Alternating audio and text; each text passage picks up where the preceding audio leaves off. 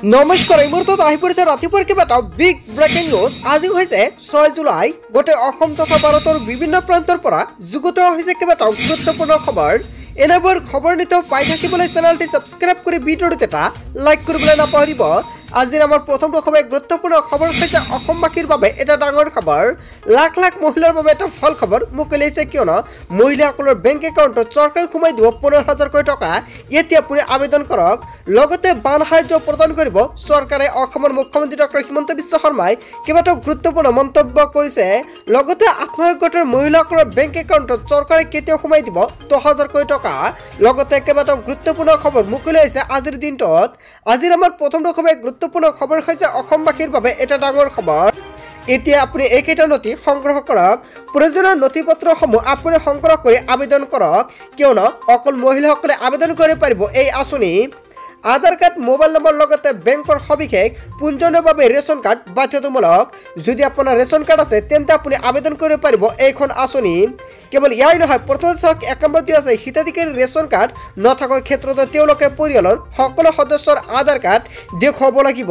হয়, আপুনি ঠিকেই শুনিছে। যদি আপোনাৰ আধাৰ কাৰ্ড নাই তেনে ক্ষেত্ৰত আপোনাৰ আধাৰ কাৰ্ড, যদি যিসকল ব্যক্তিৰ ৰেচন কাৰ্ড নাই সেইসকল ব্যক্তি আধাৰ কাৰ্ডটো দেখুৱাব লাগিব। আৰু 2 নম্বৰত কোৱা হৈছে যদি হিতাধিকাৰীৰ বেংক একাউণ্ট নাই তেন্তে তেওঁলোকে প্ৰথমতে বেংক একাউণ্ট খুলিব লাগিব, আৰু যাৰ বাবে আপোনালোকৰ হেণ্ড হোল্ডিং CHC সম্পূৰ্ণখিনি কাম কৰিব। আপোনালোকে কিন্তু CHCৰ ওচৰত গৈ আবেদন কৰিব লাগিব। আপোনাৰ মোবাইল ফোনৰ জৰিয়তে কিন্তু আপুনি আবেদন কৰিব নোৱাৰিব চৰকাৰৰ এইখন আঁচনি।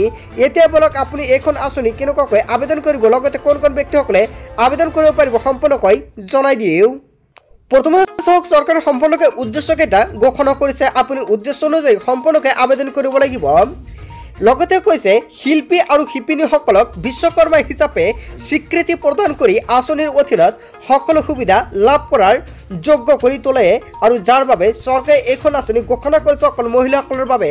2 নম্বৰত কোৱা হৈছে তেওঁলোকৰ দক্ষতা নিখুঁত কৰিবলৈ, দক্ষতা উন্নত কৰিবলৈ প্ৰদান কৰা আৰু তেওঁলোকৰ বাবে প্ৰাসংগিক আৰু উপযুক্ত প্ৰশিক্ষণৰ সুযোগ উপলব্ধ কৰা।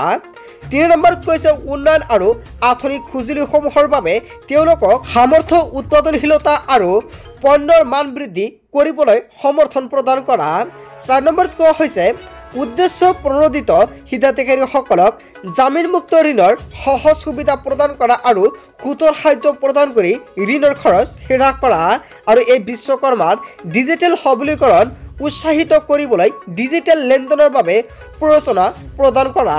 কেৱল ইয়াই নহয়, ব্ৰাণ্ড প্ৰচাৰ আৰু বজাৰৰ সংযোগৰ বাবে এক মঞ্চ প্ৰদান কৰা যাতে তেওঁলোকৰ বৃদ্ধিৰ নতুন সুযোগ লাভ কৰাত সহায় কৰে। আৰু ৰূপায়ণশীল সংস্থা আৰু এই আঁচনিৰ তলত উল্লেখ কৰা মন্ত্ৰালয় বা বিভাগসমূহে যৌথভাৱে ৰূপায়ণ কৰে। হয়, আপুনি ঠিকেই শুনিছে। এতিয়া এইখন আঁচনি কি আপোনালোকে সকলোৱে গমেই পাইছে।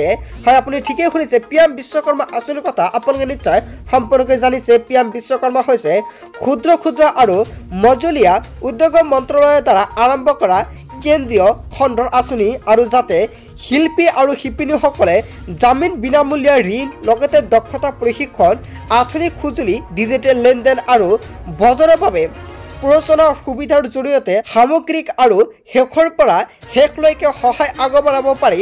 সংযোগ সমৰ্থন প্ৰথম অৱস্থাত 2027 বা 2028 চনলৈকে 5 বছৰৰ বাবে এই আঁচনিৰ কাৰ্যকৰী কৰা হ'ব। হয়, আপুনি ঠিকেই শুনিছে। এইখন আঁচনিৰ উদ্দেশ্যসমূহ সম্পূৰ্ণকৈ আপুনি জানিলে, লগতে নথি পত্ৰ আপোনাৰ কি কি লাগিব সেয়া সম্পূৰ্ণকৈ জানিলে। এতিয়া আপুনি কেনেকুৱাকৈ আবেদন কৰিব, যদি আপুনি ভাবিছে এইখন আঁচনি আবেদন কৰিব তেনে ক্ষেত্ৰত আপুনি কৰিব পাৰিব। প্ৰথমে চৰকাৰে এটা সম্পূৰ্ণকৈ উল্লেখ কৰিছে যোগ্য হিতাধিকাৰীসকলে নিজৰ অঞ্চলৰ ওপৰত CHCৰ জৰিয়তে নিজকে নামভৰ্তি কৰিব পাৰিব। আপুনি যিকোনো এটা CHC চেণ্টাৰত গৈ আপুনি আবেদন কৰিব পাৰিব। হিতাধিকাৰীয়ে নিজাববীয়াকৈ বা CHC চেণ্টাৰ হয় গাঁও পৰ্যায়ৰ উদ্যোগী আপোনালোকৰ যিকোনো এটা CHC চেণ্টাৰত গৈ আপুনি তাতে ক'লে কিন্তু আবেদন কৰিব পাৰিব। আৰু এইখিনি আপোনাক সম্পূৰ্ণকৈ জানিব নালাগে। আপুনি CHC চেণ্টাৰত গৈ আপুনি সম্পূৰ্ণকৈ ক'ব আমি PM বিশ্বকৰ্মা আঁচনিৰ বাবে আবেদন কৰিম, আৰু তাৰ বাবে কিন্তু CHC চেণ্টাৰৰ পৰা সম্পূৰ্ণখিনি আবেদন কৰি দিব।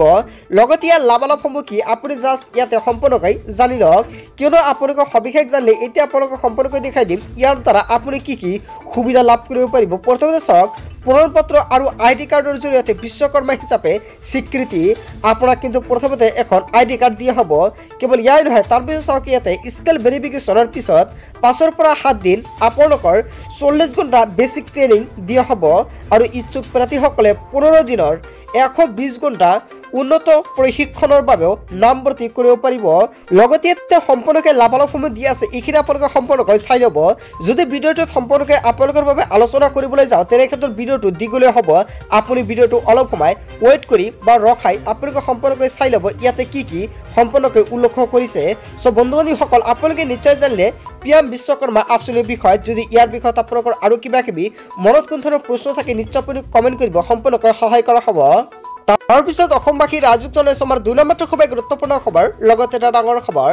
আগষ্টৰ ভিতৰতে ভংগ হ'ব NDA চৰকাৰ। হয়, আপুনি ঠিকেই হৈছে, এটা গুৰুত্বপূৰ্ণ আপডেট মুকলি হৈছে। আগষ্ট মাহৰ ভিতৰতে ভংগ হ'ব NDA চৰকাৰ। যিকোনো মুহূৰ্ততে অনুষ্ঠিত হ'ব নিৰ্বাচন। আয়ুস কমি আহিছে নৰেন্দ্ৰ মোদীৰ নেতৃত্বত গঠন হোৱা চৰকাৰখনৰ। ইণ্ডিয়া এলায়েন্সৰ RJDৰ দাবীক লৈ জোকাৰণিৰ সৃষ্টি হৈছে।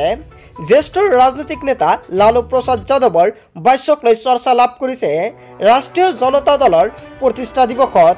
এই ভাষ্য লালু প্ৰসাদ যাদৱৰ দেশত ইণ্ডিয়া এলায়েন্সে চৰকাৰ গঠন হ'ব বুলি দাবী কৰিছে আৰু আগষ্ট মাহৰ ভিতৰতে ভংগ হ'ব NDA চৰকাৰ। হয়, আপুনি ঠিকেই শুনিছে, এটা গুৰুত্বপূৰ্ণ খবৰ, এটা ডাঙৰ খবৰ মুকলি হৈছে। ইয়াৰ বিষয়ত জনতাই কি ক'ব? জনতাৰ যদি কিবা মন্তব্য কৰিব লগা থাকে আপোনালোকৰ মন্তব্যটো নিশ্চয় কমেণ্ট বক্সত জনাব।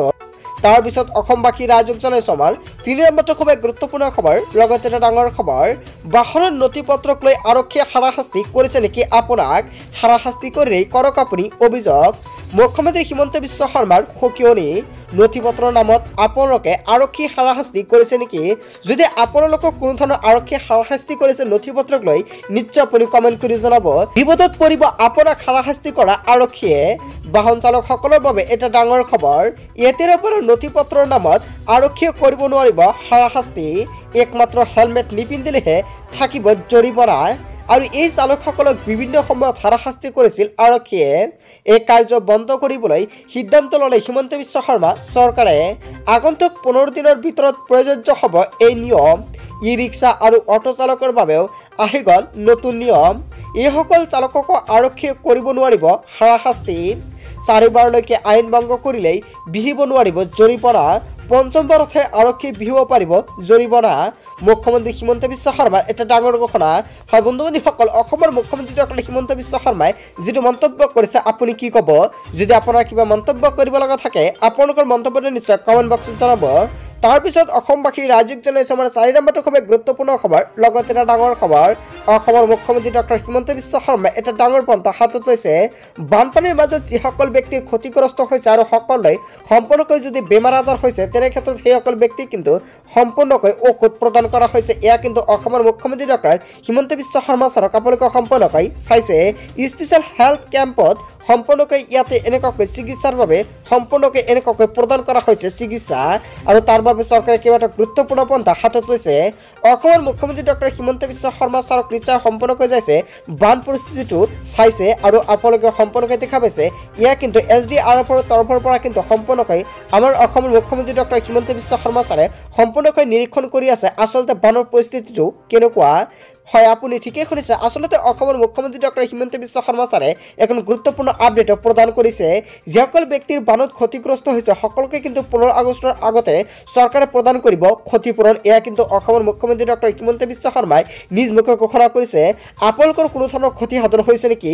যদি হৈছে আপুনি ফটো মাৰি ৰাখিব, কিয়নো আপোনালোকৰ সুবিধা হ'ব যাতে কোনো ধৰণৰ প্ৰুফৰ কাৰণে আপোনালোকে এইখন ফটোটোই এখন ডাঙৰ প্ৰমাণ হৈ আহিব।